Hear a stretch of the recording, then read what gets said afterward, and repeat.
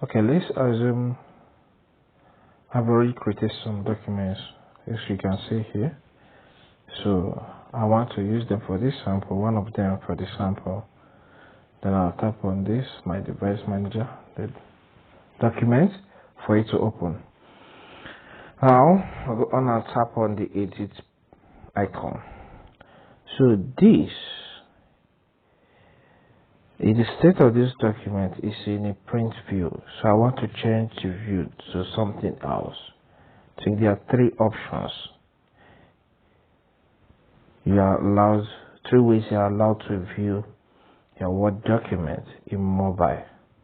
Okay, so I will tap on the ribbon display option, which is this arrow pointing up by the right, bottom right. So then I have to select view tab, and I have to do that by tapping on the home. So when I tap on the home, which is selected by default, it will show me some other tabs I can work with or this Microsoft Word mobile app. So I'll tap on that.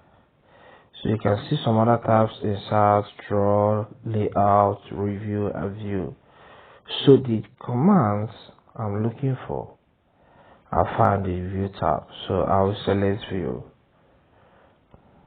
As you can see, I'm already in the print layout, which is selected here. So but I want to try other options. Let me try mobile view. You can see the view has changed to mobile. Okay, then I can decide, okay, let me try the other option. Okay, I'm left with, okay, we are given the mobile and the layout view. So if I want to switch back to the mobile view and the print layout, so if I want to switch back to the print layout, I'll select it. So this mobile view enables you to read through the document fast. Okay, but if you switch to print layout, it is the best mode the document should be when you want to print what you have on your document out.